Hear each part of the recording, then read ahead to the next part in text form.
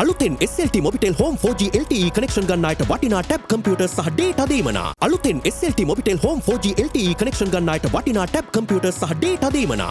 රින් වෙළඳපොලේ අඩුම මිලකට රුපියල් 199යි.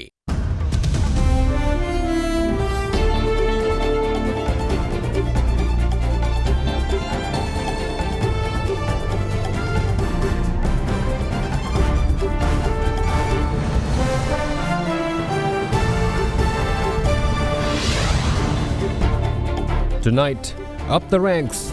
Despite its vast challenges, Sri Lanka climbs up 2 spots to 127th in the World Happiness Index. Killer blow. Laughs Gas hits the public with a staggering price hike, with a regular gas cylinder now surpassing the 4,000 rupee mark. Out of the frying pan, the Ceylon Electricity Board has called for a major tariff hike to circumvent losses. Another one. Researchers announced the discovery of a new Covid strain spreading in Asia and the UK. All this and much more coming up on First at 9 this Sunday the 20th of March 2022. Nelly මතකෙන් ගිලිහුණු black shiny කෙස් කලඹක රහස sunsilk black shine සමගින්. From AdaDerana, this is AdaDerana First at 9. Live from Studio 24 in Colombo. Bringing you news from across the island and the international stage, this is First at 9. I'm David Ebert. And in our top story tonight, gas distributor Loves Gas has hit the public with a staggering hike in its domestic LPG products today, with the price of a 12.5 kilogram cylinder up by 1,359 rupees, leaving the current retail price standing at a massive 4,199 rupees. State-owned Litro Gas Company, however, is yet to follow with its own price hike. With the island hit with a major gas shortage in the past week or so, there have been public complaints of retailers charging big sums for pre-booking cylinders. However, the Consumer Affairs Authority says that it can't do anything about it as its hands are tied. Since the lifting of the gas price cap last October, policing this issue, it says, now lies in the hands of the gas companies. Loves Gas PLC, which is the only private sector gas supplier in Sri Lanka, announced a massive hike in its gas prices today. With that, the price of a 12.5 kilogram LP gas cylinder was hiked by 1,359 rupees, and the new price is now 4,199 rupees. As for other cylinder sizes, a 5 kilogram gas cylinder is now 1,680 rupees, while the new price of a 2 kilogram cylinder is 672 rupees. Media reports have quoted Deputy Chairman of Loves, Tilak De Silva, as saying that the hike was introduced due to the rise in global LPG prices and the depreciation of the Sri Lankan rupee.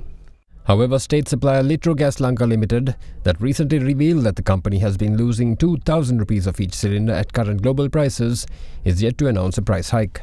However, despite the large losses, Litro Gas has promised the public that steps will be taken to avoid a prolonged gas shortage in the future. However, despite their pledges to distribute over 100,000 cylinders every day, gas queues outside Litro outlets continue to be long.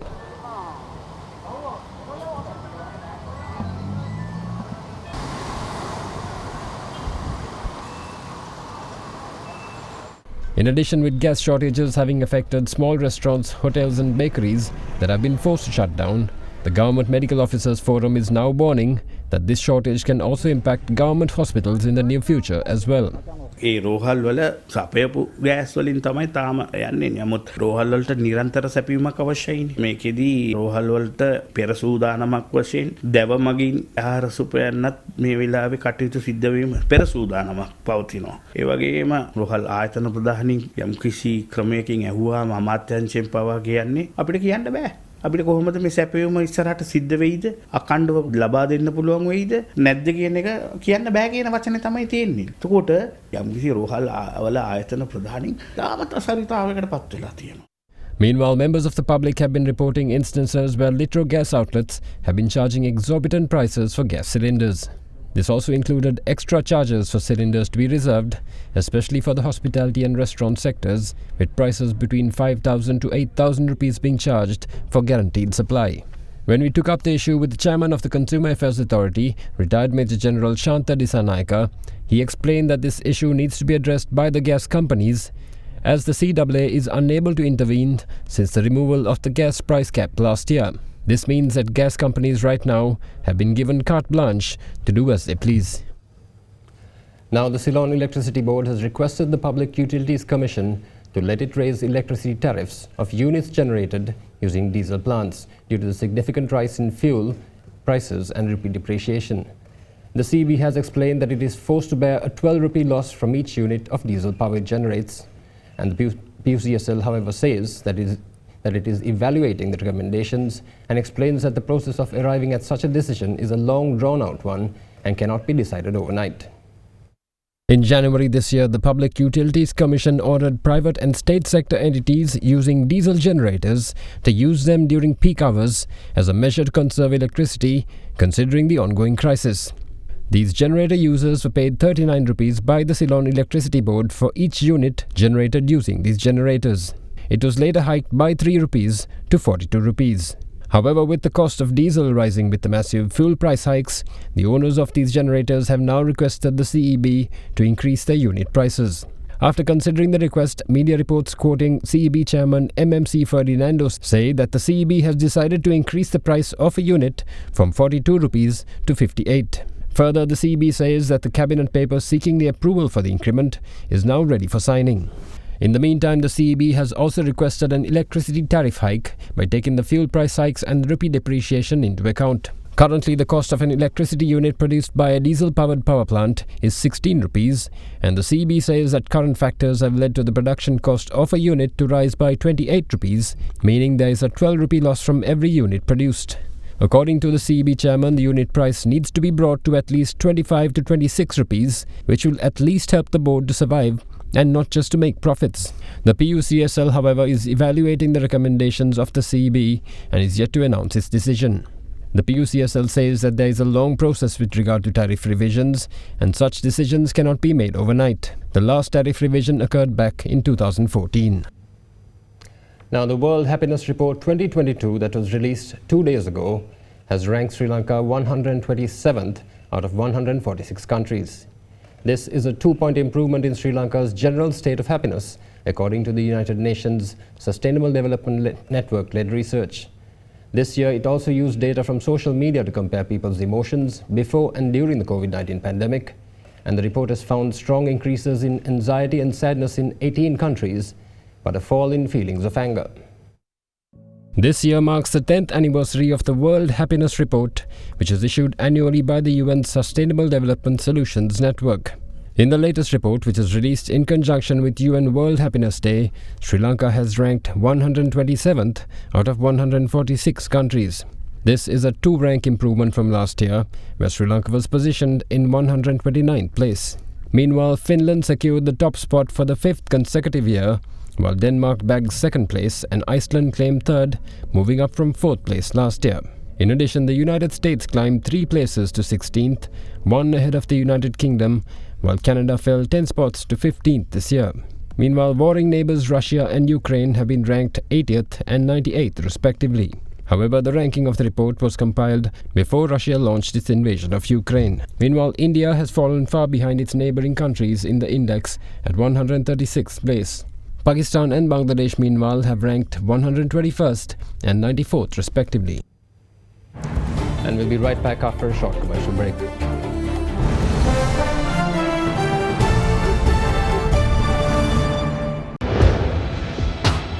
Big 3.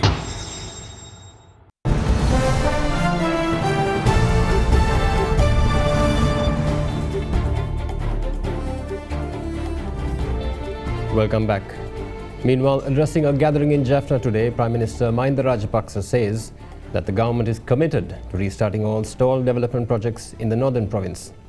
The Premier also took aim at the Good Governance Government's reconciliation program, which he says spent billions of rupees but left no mark on the northern province. යුද්ධය ඉවර වෙනකොට අද උතුරේ දකින්න තියෙන කිසි දෙයක් දකින්න තිබුණේ නැහැ. නමුත් අවුරුදු දෙකක් විතර ඇතුළත මේ සේරම යලි වෙනස් වුණා. යහපාලන කාලයක පාරක් එක විදුලි යෝජනා ක්‍රමයක් යාපනයට ලැබුණේ නැහැ. රටටම ලැබුණේ නැහැ. අලුතෙන් එක විදුලි බලාගාරයක් හැදුවා නම් යාපනයේ ජනතාවට අද කලුවරේ ඉන්න වෙන්නේ නැහැ. සංවිධාව කියන ව්‍යාපෘතියට බිලියන ගණනක් වියදම් කළා. යාපනයේ ජනතාවට වතුර පයිප්පයක්වත් දුන්නේ නැහැ. කරගෙන වැඩ 2015 දී නතර කළා. ඒවා අපි නැවත ආරම්භ කරන්න ඕනේ. මේ රට බාරගත්තට පස්සේ යහපාලනයෙන් ආපස්සට ගිය රට ගොඩනගන්න සැලසුම් කළා.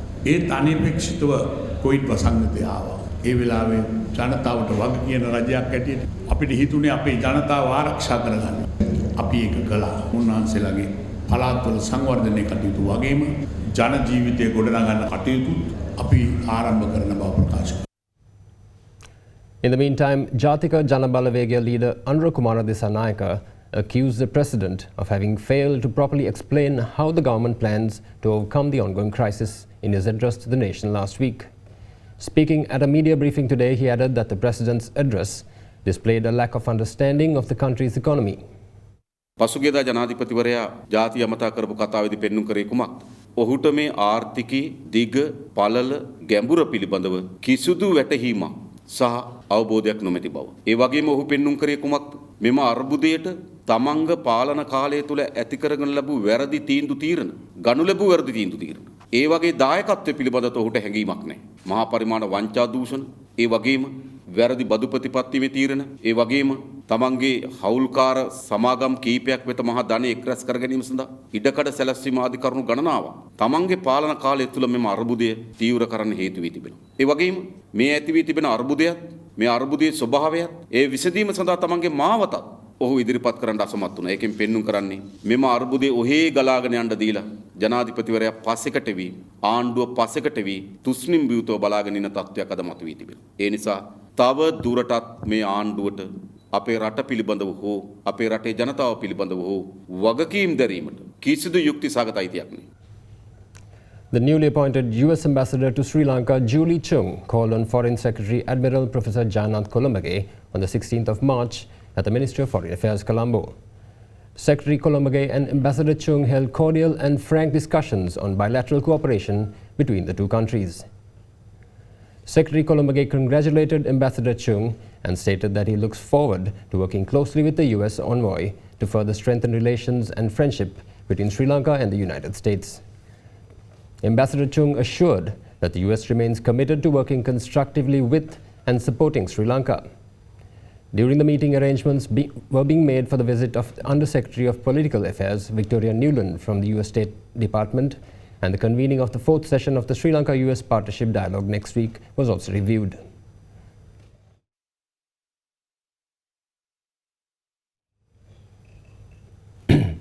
Chinese Ambassador to Sri Lanka, Ki Zhenhong, recently called on Foreign Minister Professor G.L. Peiris at the Ministry of Foreign Affairs.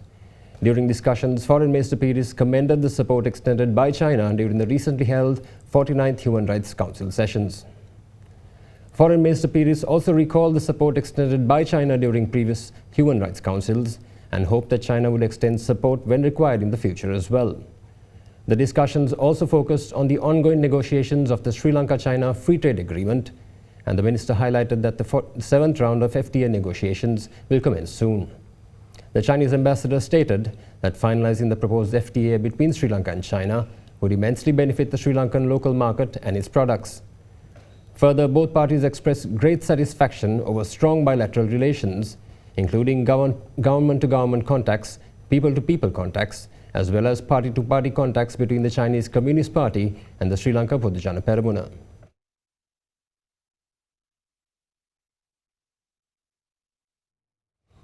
Now, a new strain of COVID-19 has been detected in several countries in Asia, including India, and in Britain and Israel as well. According to the scientists who made the discovery, the new variant has not yet been confirmed, although some reports refer to it as the BA.2.2 variant, a name given by Hong Kong scientists. However, scientists are in the process of collecting more data on the strain before confirmation. A new coronavirus variant has been identified in several countries, including Israel, Thailand, Hong Kong, Cambodia, Britain and India, reports said. This is not a surprise since SARS-CoV-2, the virus that causes COVID-19, has been mutating into new strains during the trail of infections worldwide. Reports say that the new strain is a combination of Omicron, which has 4 variants. BA1 and BA2 are two of the dominant strains, and these two have combined to produce a new strain which is referred to as the BA22 variant, but the name is not official as yet. The new variant has not yet been confirmed, although some reports refer to it as the BA22 variant, a name given by Hong Kong scientists. It is reportedly a combination of Omicron variants BA1, which is Omicron, and BA2, stealth Omicron. Coronavirus strains have combined in the past too with Deltacron, a hybrid formed by the strains Delta and Omicron, which is a recent example. The head of Thailand's Department of Medical Sciences has told media that confirming a new variant takes time, and the Global Initiative on Sharing Avian Influenza Data is trying to obtain more data. Speaking to Indivari Amuatta on our current affairs program at Hyde Park on AdaDerana 24 last week, State Minister of Estate, Housing and Community Infrastructure Jeevan Thondaman touched on Sri Lanka's delicate geopolitical balancing act between India and China.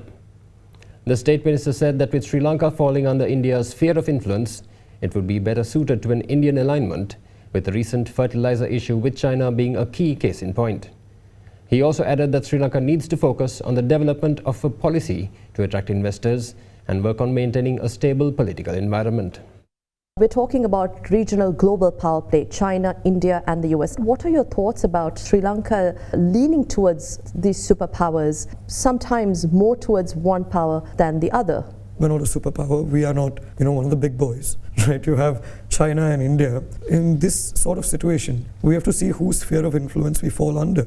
And we fall under India's sphere of influence directly. Even though China has, come into the country through financial means and through agendas such as that, we still fall into India's sphere of influence. And we do share a rich history with India, let it be. But however, one thing is, from either post-war, we have focused more on infrastructure rather than policy making. And that is one of the reasons why we are where we are right now. Because we focused on infrastructure to make our country attractive to investors, to make our country more investor friendly. But at the end of the day, that just gave us a burden of debt and it didn't give us a permanent economic plan. With that being said, see, first of all, we need to show, if investors are coming in through any government, we need to show them that there is political stability in our country. If there is no political stability, then no one else would be willing to come. There's no carrot, basically. The perfect example is the East Container Terminal. I'm sure everyone is aware of all the drama that unfolded after that. And finally, we had to go back on our word. Now, the thing is, this is an agreement between two countries, two sovereign nations. So when this is an agreement between two nations, it has to be honored. You can't promise something and then go back on it. Even now India had helped us out financially. Even now this $1 billion line of credit, India had agreed to give it to us. But now they put in certain conditions, and the conditions were quite valid in my opinion. They mentioned that we need to have an economic plan where we are going to show returns, so which is fair for any money lender. But at the same time, if you look at the China side of things, they also helped us out financially. But when we came to a standstill, one particular fertilizer issue, then everyone saw the agendas that were lurking beneath. And I think that was a reality check for us as well. So regardless of the politics between India and China, regardless of the Indo-Chinese relations, we are not involved in that. We are just here to make our country prosper through the helps of other countries. And there's nothing wrong in it. But we can't have this political agenda that comes about every time. When it's India, we say we're selling the country to India. When it's the West, we say we're selling the country to the West. When it's China, we say we're selling the country to China. At the end of the day, the simplest solution is simplest explanation is that we are just a small island trying to prosper. It's as simple as that. In addition, State Minister Thondaman also expressed his views on the 13th Amendment to the Constitution, explaining that its implementation is the only way Sri Lanka's communities can address their own needs. What's your opinion on the 13th Amendment to the Constitution? Should it be implemented? The 13th Amendment, in my opinion, has to be implemented. Because at the end of the day, even though we are an independent nation, we have to accept the fact that this nation's comprised of many different races, many different entities. And each entity, each race or community, they have their own needs, which can't be addressed by the center. It has to be addressed by the state-run authorities. And we are not saying that remove the power from the center completely. We are just suggesting that if the 13th Amendment is implemented, it would make life easier for many of the people there. And this is in no way where a foreign entity is going to hold control or where they are going to run things according to their wish. At the end of the day, this is Sri Lanka and we are Sri Lankans and the control is with the center. But you need to extend that level of independence to the state-run authorities as well. And with that, that's all we have for you tonight. We hope you join us again tomorrow night at the same time. Good night.